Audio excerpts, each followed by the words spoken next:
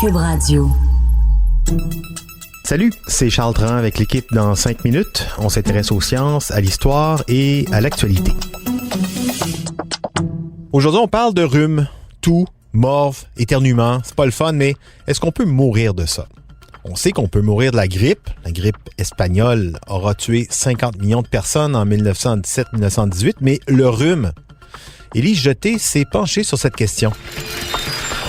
Justement, on n'a pas le choix de revenir à la base. Certains mélangent encore le rhume et la grippe. Le rhume, c'est une infection bénigne du nez et de la gorge. Il peut être causé par 6 différents types de virus qui se déclinent en plus de 200 versions.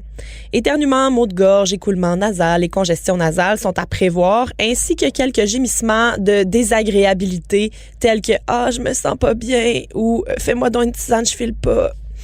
Le virus se propage par les gouttelettes de sécrétion nasale ou buccale rejetées dans l'air par les personnes infectées. Les gouttelettes qui contiennent le virus sont en suspension dans l'air, mais elles peuvent se poser sur des objets et y survivre pendant plusieurs heures, comme sur un téléphone, une poignée de porte, des jouets, etc. Imaginez ces gouttelettes, c'est la raison pour laquelle je reste chez nous tout l'hiver. L'incubation du rhume dure d'1 à 4 jours. Par contre, les personnes infectées sont contagieuses avant l'apparition des symptômes et le demeurent environ 6 jours, 10 jours chez les enfants. Le système immunitaire vient généralement à bout du virus du rhume en une semaine. La grippe, elle, ou l'influenza, c'est une infection des voies respiratoires due à un autre virus. Elle survient normalement entre novembre et avril. On retrouve tous les mêmes symptômes que le rhume la plupart du temps. Par contre, elle s'accompagne de fièvre, de maux de tête, de douleurs musculaires et de fatigue importante. Certaines personnes à risque de complications peuvent développer une pneumonie, une otite ou une bronchite. Revenons à nos moutons. Vais-je mourir, docteur? Non. Le rhume est normalement une maladie bénigne qui disparaît sans traitement en quelques jours. Et en raison de sa nature plus douce, les médecins s'attendent à ce que nos rhumes soient autodiagnostiqués. Mais il faudrait pas commencer à faire ça avec les autres maladies. Le nombre de maladies immunitaires que je peux me trouver en 1 heure en naviguant sur Passeport Santé est assez effarant. On n'endormirait pas la nuit.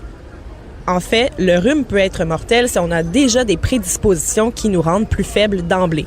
Par exemple, des études ont montré que les patients qui ont subi une greffe de moelle osseuse peuvent avoir une probabilité plus élevée de développer une infection respiratoire grave, mais le rhume n'est pas la première cause de celle-ci. Il y a bien sûr plus d'une façon pour une personne de devenir très malade après une infection par un virus respiratoire, et ils sont difficiles à classer pour vous et moi. Certains virus et certaines versions des virus peuvent provoquer des symptômes distincts et c'est bien difficile de savoir ce que vous avez exactement. L'intention n'est pas de provoquer chez vous une quelconque paranoïa, mais en vous promenant dans un lieu public, à ce temps-ci de l'année, vous ouvrez la porte à tout ce qui existe de viral. C'est un peu l'équivalent d'ouvrir la porte de la maison et de dire « Allez, entrez !» en acceptant le premier venu dans votre demeure. Mais vous ne savez pas c'est qui. Sera-t-il très gentil ou très méchant? Mystère. Une fois le rhume installé chez vous, la chose à faire, c'est de se reposer et de s'isoler de ce qui pourrait être plus grave. Il a effectivement été démontré que le rhinovirus augmente la présence d'un récepteur appelé PAFR dans les cellules pulmonaires. Ça peut permettre aux bactéries du streptocoque ou de la pneumonie notamment de se lier plus efficacement aux cellules, augmentant donc la probabilité de changer votre rhume en quelque chose d'un peu moins smart. Les personnes âgées sont plus susceptibles de développer une infection plus grave que les adultes. Les personnes qui fument ou qui sont exposées à la fumée secondaire sont également plus susceptibles d'avoir un rhume et de présenter des symptômes plus graves. C'est aussi le cas des personnes souffrant d'asthme, de fibrose kystique ou de maladies pulmonaires obstructives chroniques. Et là, qu'en est-il de la grippe ou le rhume d'homme? Vous l'avez déjà entendu celle-là. Ça se peut-tu que les hommes soient atteints plus intensément par tous ces virus-là? Croyez-le ou non, Kyle Su, professeur à l'Université Memorial de Terre-Neuve, a voulu en avoir le cœur net. Il a publié une synthèse dans le British Medical Journal. Une étude menée à Hong Kong entre 2004 et 2010 a montré que le risque d'hospitalisation est plus important chez les hommes.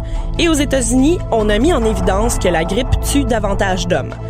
D'après des travaux réalisés chez les souris, cette vulnérabilité serait liée aux hormones sexuelles.